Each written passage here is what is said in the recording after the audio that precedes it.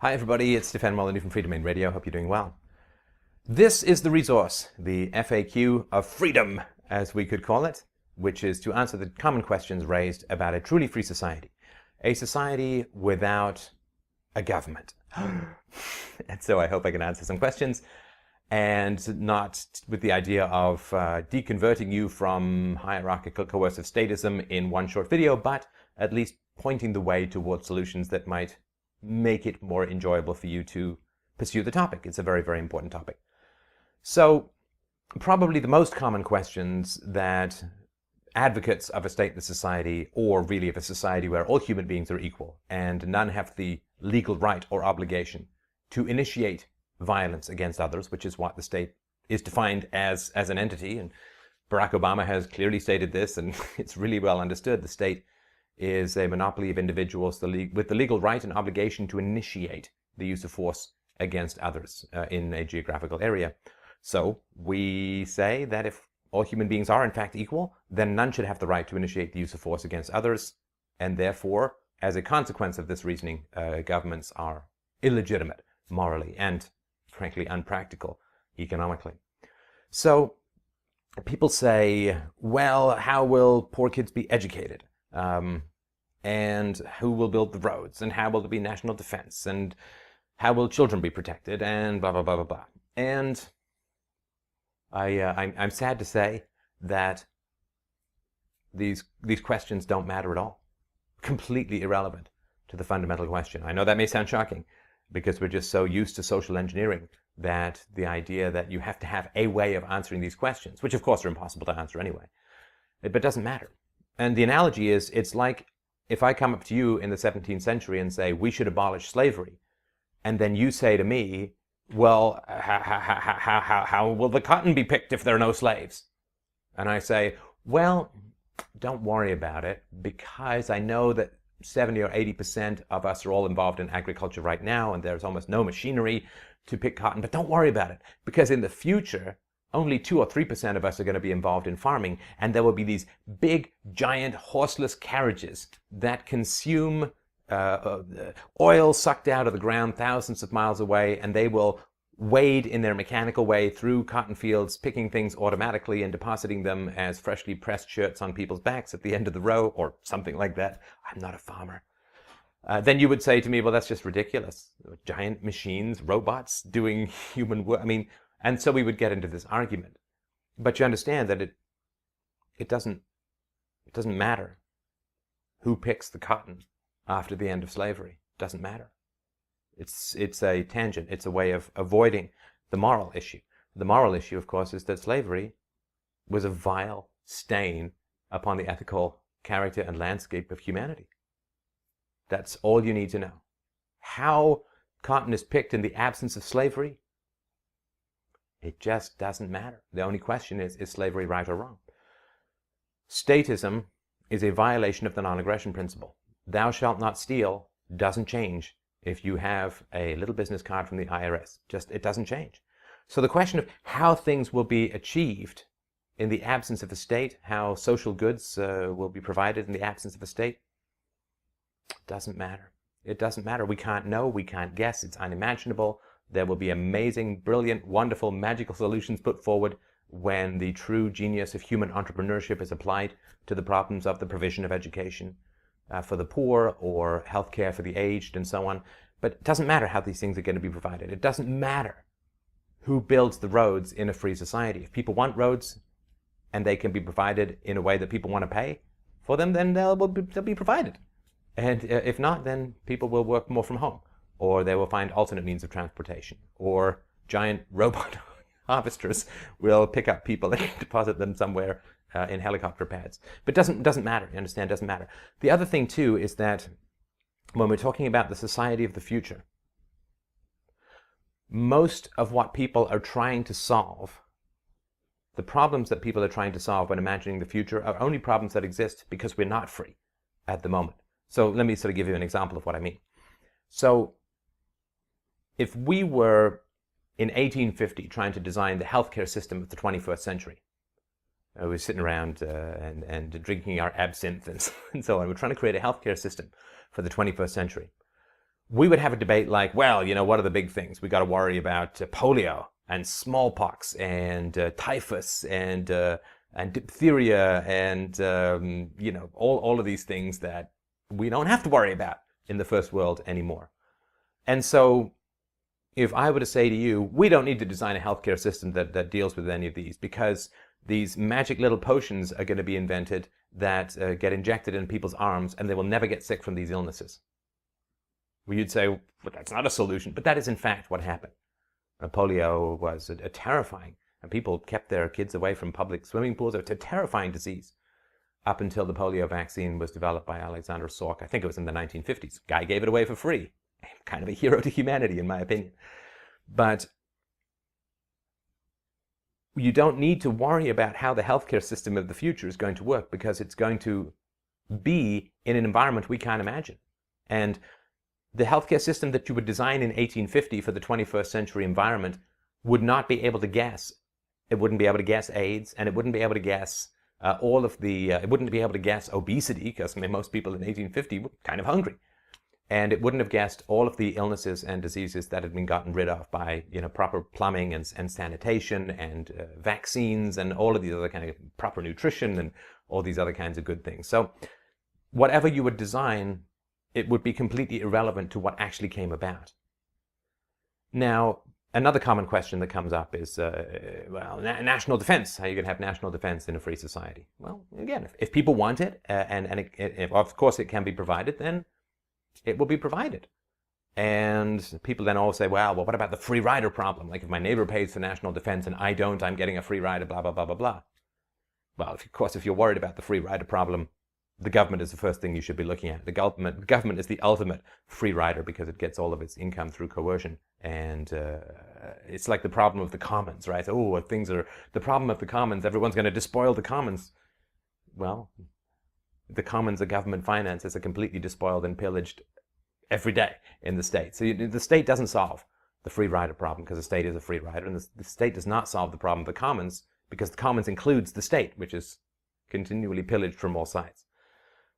But national defense can be provided pretty cheaply. I mean, almost no nuclear power has ever been invaded. They fight these sort of proxy wars like the Falklands or Vietnam or whatever. But you don't invade a nuclear power, so a couple of nukes and you're fine. You're set. And of course, there's really nothing to invade in a free society. The reason that countries invade each other is to take over the tax system, so that they get all of the income from the people. If there's no tax system in place, just a bunch of people armed with who knows what, and no central system for robbing them, then it's really not worth invading a stateless society. And the way to counter that is pretty easy. Other things people say, well, what are you going to do with sociopathic, psycho killer murder bots in society, like just crazy people who want to go kill other people? Well, there's no way to know for sure, except I think the first thing we want to do in a free society is not give these lunatics armies and navies and nuclear weapons and rendition countries to send people to, and the right and capacity to pretty much create and start wars at will. I think that would be the first thing that we would do.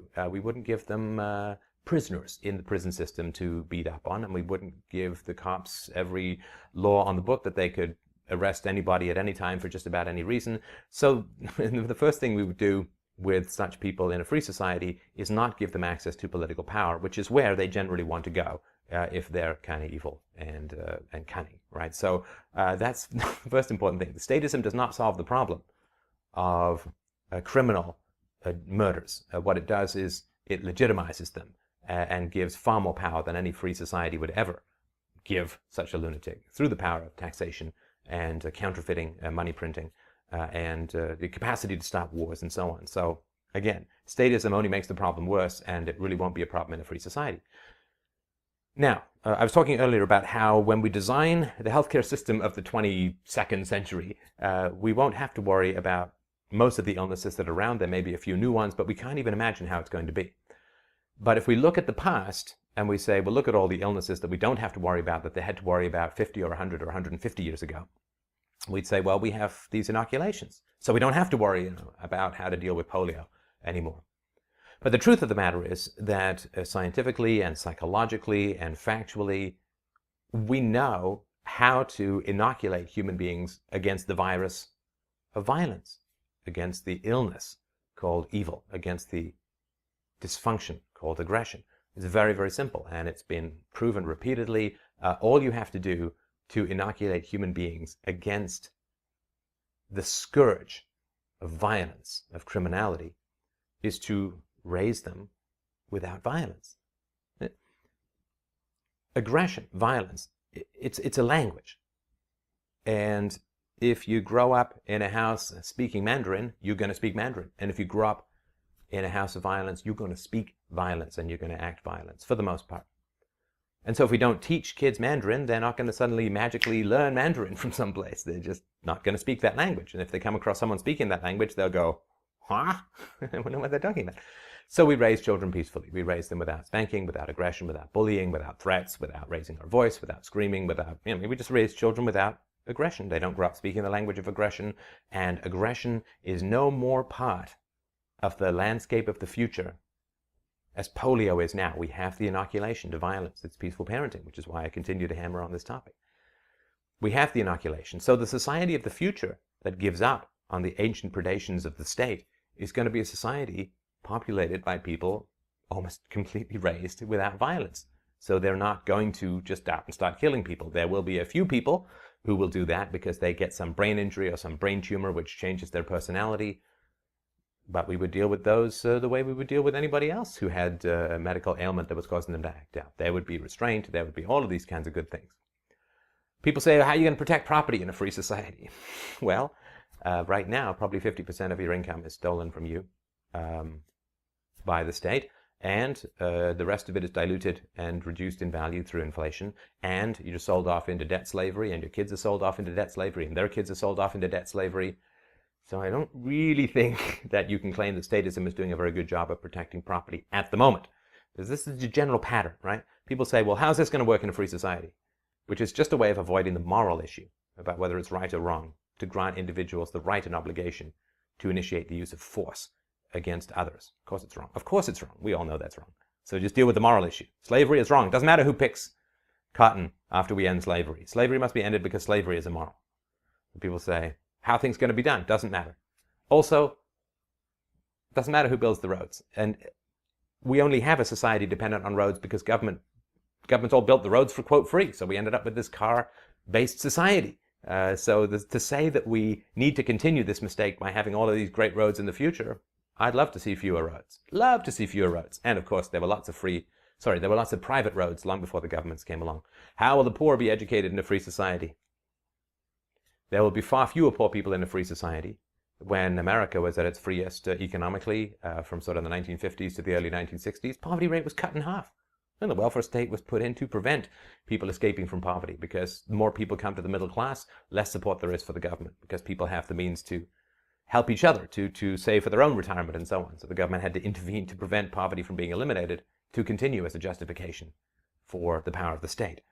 There'll be almost no poor people in a free society, unless you want to be poor because you're writing the great free society novel or something. So you don't really have to worry about poverty. The idea that everybody needs to be educated for 12 years in a row of 5 by 8 chairs with somebody droning away and squeaking on a blackboard or a whiteboard for 12 years, it's all nonsense. Who knows how kids are going to get educated in the future? Maybe they will educate themselves through the unschooling approach. Maybe they will be homeschooled. Maybe they will download their data through their eyeballs, like the Matrix. I don't know. Nobody knows. That's the point. It doesn't matter. It doesn't matter. What matters is it's immoral to initiate the use of force against individuals in the form of property taxes to pay for education, in the form of income taxes to pay for interest on the debt used to bribe, for the money used to bribe prior generations of voters. It doesn't matter. It doesn't matter what happens to the money after it is stolen. It only matters that the money is stolen. It doesn't matter what happens to all the slaves when they are freed. It only matters that slavery is immoral. It doesn't matter how the cotton is picked after we end slavery. It only matters that we end slavery. So the general pattern is, say, well, how will this thing be done in a free society? Doesn't matter. And who even knows if this thing needs to be done, and who knows what society is going to look like in 100 years when all this comes about? Doesn't matter. So I hope that this is just a little introduction. There's lots of great writing about a truly free society, which is, I mean, we're going there. We're going there. We're going there. You can either, get on the bus or get in the way. But we're on the way. We are going to the promised land, brothers and sisters. It's inescapable. It's irresistible, because the extension and expansion of human rights is always consistent. It goes to minorities, it goes to women. It's currently being gradually and grudgingly extended to children, and that is the final moral revolution. It's going to go forward. And the last thing that I would say is the protection of children in a free society. Well, of course, children aren't protected at the moment. In fact, they're harmed by government schools and government agencies. So, again, we're not trying to reproduce a system of statist perfection in a free future. But when children go for checkups, which they will, of course, in a free society, brain scans are very easy, and brain scans can very quickly see which children are being abused. Abuse shows up pretty clearly on brain scans because it physically alters the brain.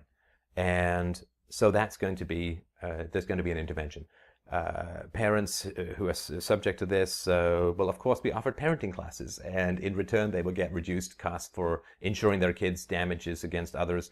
The schools, if schools exist in whatever form, are going to require that children be non-traumatized when they come in, because otherwise it's going to take a disproportionate amount of the teacher's time to deal with these people, these kids. And so there's going to be lots of intervention that occurs really early, because abuse to children are extremely expensive, in the hundreds of billions of dollars per country, extremely expensive for society. And so all entrepreneurs want to help you reduce costs, and so they will offer you reduced costs in the same way that if you take driver's ed, you get reduced insurance.